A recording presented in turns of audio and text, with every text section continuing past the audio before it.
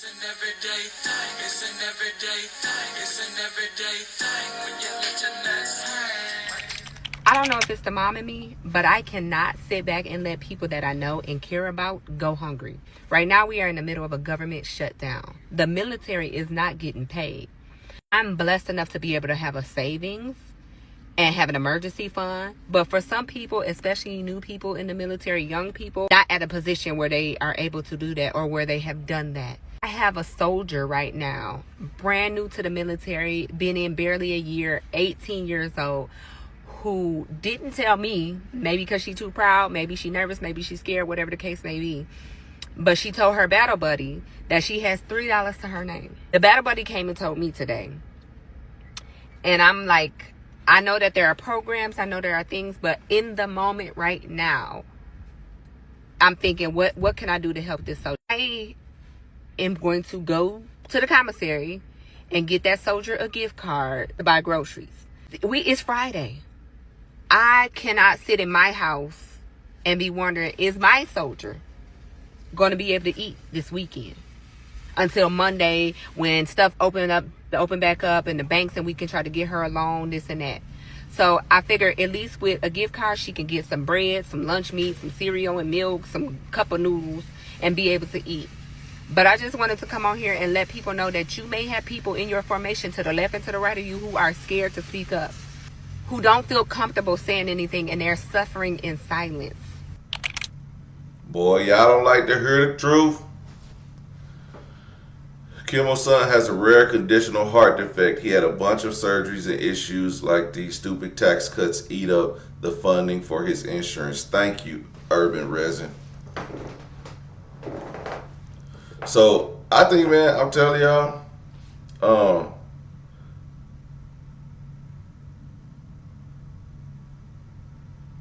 something's about to go down. Something about to go down. Look at the military's telling you they broke. Everybody ain't got it. You know, when you look at your friend, be like, hey, can I borrow $20? Like, I ain't got it. They probably really don't have it. And now they're not getting paid today. Today the 15th. All right, everyone. So I kind of have a hopeless update for you. So everyone I've talked to here in the Senate, basically the votes that they're doing over the next few days, it's just optics. It's political theater. There's no intention of moving anything forward. What they are essentially doing is weaponizing the military, using them, and also using you, the public. So what's happening right now is, yes, the military has been paid thanks to Trump, but they don't have health care right now. So they use something called TRICARE, and TRICARE is essentially their healthcare insurance. And right now they are running out of medications, and they were not funded, so they can't get insulin, they can't get life-saving medications, so they have to use their paychecks and use that the funds from their paychecks to buy medication instead of paying for rent or groceries. So even though the military may have been paid, they are still in a very dire situation. And unfortunately, I hate to tell you guys, this is going to go on at least until after November 1st. So it seems like what is happening here is everyone wants you, the American public, to feel the pain of the ACA credits and your healthcare mushrooming on November 1st. And when that happens, they're hoping that outrage will get you to support one side or the other, and that will lead to progress. But essentially what is happening is both sides are leveraging you and using you to point fingers at the other side. So what has basically happened at the Capitol and at Congress is it's completely de-evolved into not even high school shenanigans, but middle school shenanigans. And they are trying to use optics to attack each other. So the first optics was the military's not getting paid. Well, that's been taken care of. The second one is the mushrooming ACA and healthcare on November 1st. So unfortunately, this isn't going to end anytime soon. It probably won't even end until sometime in November. And largely the issue also revolves around the CR that's being voted on right now. They're going to have to do it all again November 21st. It's only for a certain period of time. So I think in a lot of Congress's heads, they're like, well, what's the point of voting on this if it's only for 30 days? Let's not. They're basically in their heads thinking, let's just make the American public feel the pain, and then we can weaponize it against the other side, if that makes any sense. So both sides are doing this, both sides are using you, and there's really no one from the public coming here to bring up these concerns. I go into the offices of the House and the Senate, and the phones are not ringing. People, I don't know what else to tell you. There's over 300 million people in this country. You need to be doing something. You need to be calling, or you need to be showing up here. Otherwise, you're just allowing your politicians to use you for political theater. So as much as I fault Congress, it is their job to keep this government running. It is your job as the American public to be holding your people accountable. Right now, the public, you're being really shitty bosses. You need to be here micromanaging your people, or if you can't get here, you need to be on the phone calling and making sure they're doing their job. Otherwise, you're just basically allowing both sides to use you in one way, shape, or form to make the other side look bad. And that is something that I would hope we would have all grown out of after 7th grade, but clearly we have not. So I'm putting this all back on the American public. You guys caused this by not doing anything to manage your own people. Oh, she told y'all. Hey, they are not doing this for us. This is a big ego trip. But at the same time, I think both of them are doing it for the greater goods of the party and what the people want out of the party. Now, I don't think this will be for the greater good of America as a whole. That means Democrat, Republicans, Independents. It's not going to satisfy everyone. And the bills that are being presented, i.e. Project 2025, is not for everyone. And I believe whatever's in there is definitely that 24-page spending bill, that's not it. And I don't think that's for all America. I think that's for the party. And if the party wins, I think Republicans are those who have, and those will be the ones who benefit. Not the entire Republican Party, because some of y'all ain't got it. Some of y'all right along with that soldier. I got $3 left in my bank account. It ain't for y'all. But those services that y'all use, you could be a Republican, but you probably use a few of those Democratic programs, or Democrat programs, or your family member, your wife, your kids, your niece. You know, somebody use it. Everybody ain't got it all. Everybody ain't got the same money. It is now day 14 of the government shutdown, which yes means that the government has officially been shut down for 2 weeks. I'm here at the White House, and of course we have been tracking the impacts of the shutdown. We talked about how the Trump administration moved forward with firing 4,000 federal workers. Well, I spoke with one mom. She says her 2 children have disabilities, and here's what she told me. To say the special education staff has been decimated.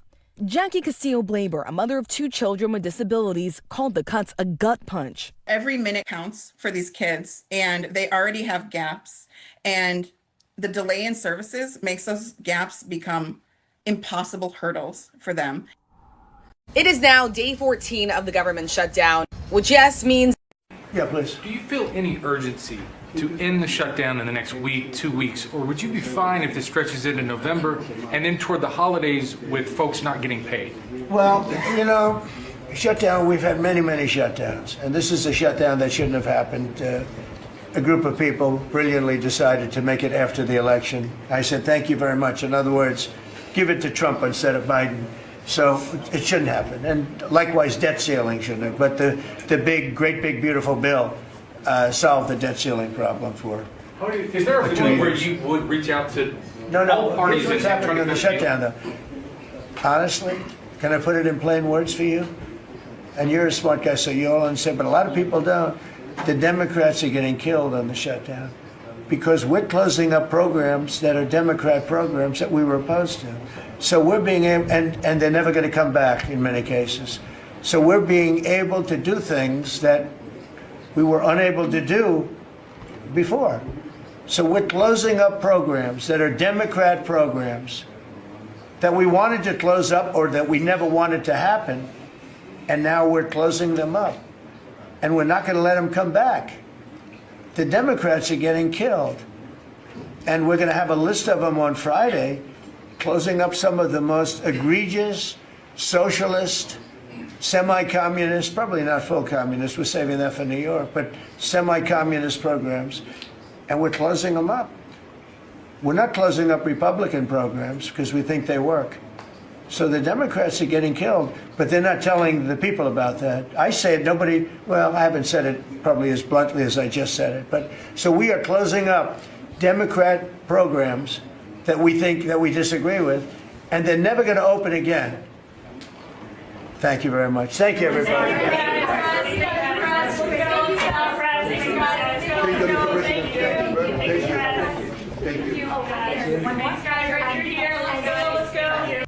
I think in that excerpt we heard a lot and still heard nothing at all.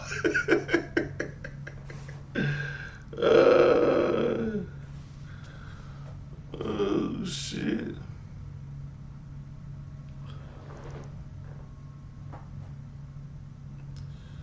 Yeah, man. So listen, the Democrats, he's killing them. And you know what? Maybe they should die.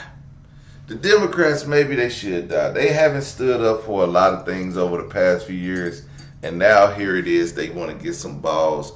But if anything, I'd rather them get some balls over something that they feel passionate about.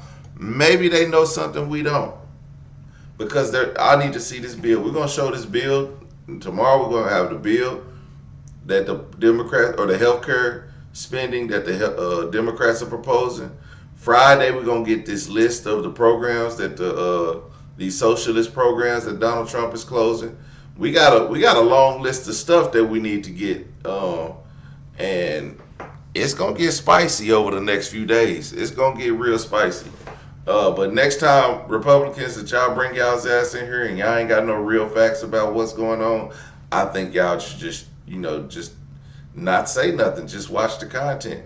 If you think I'm lying, or if you don't think I'm doing research, then post your facts. Cause there's people we got people who can Google in the comments too. You're not the only person that can Google. I can Google too. I choose to Google for my knowledge. And I'm telling y'all, if y'all don't want to listen, if you think I'm lying to you, I'm not just gonna make shit up. I'm not gonna just tell you. If I just make something up, then it won't.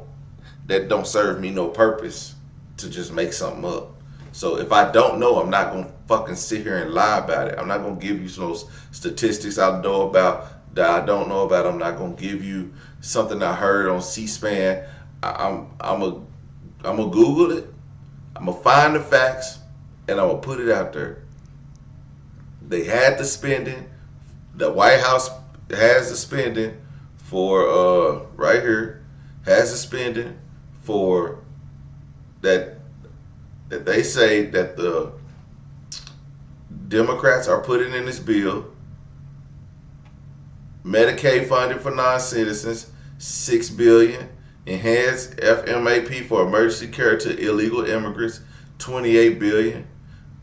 California loophole. The California loophole, we talked about that, how people can go to the doctor, and then when they go to the doctor and they don't have medical insurance, so based on certain guidelines, they can receive reimbursement for that, for whatever that was, for how they got insurance. They did a reimbursement somehow. It's explained in one of these damn videos. You just gotta go watch all my political videos. Just go to the playlist tab, and you can see all the political videos. And you'll see one about Medicaid or healthcare spending on there. The California loophole, $34 billion. Medicare funding for non-citizens, $5 billion. Obamacare funding for most non-citizens, $91 billion. Repealing Obamacare special rule for immigrants, $27 billion. It comes to a total of $192 billion. But the thing is, the way they have this mentioned is that I'm guessing this sounds like maybe the list of things that they want to end. The Democratic proposals that they want to end is the Medicaid funding for most non-citizens, and because it says ending, closing, and repealing. That's what this may be part of the list of things that these Democratic programs that Donald Trump wants to get rid of. This has to be it. And Democrats want to fund these things. So we got to find out what their funding is and where it's going to, and how this helps illegal immigrants, so we can justify arguing this. Because I'm not going to argue it, because if we're trying to get illegal immigrants out the country, giving them reasons to stay here wouldn't benefit the process of getting illegals out of the country, because that's Donald Trump is doing it. That's what he's gonna do, and it's happening. So I might as well free the money up, shit, and not spend it. But the thing is, some of these things that are going to these programs, they just have to put a illegal immigrant clause in them, because maybe some of these programs are still needed for everyday Americans, not just illegals. So that is the interesting issue that we have right now, and we're gonna get back to it.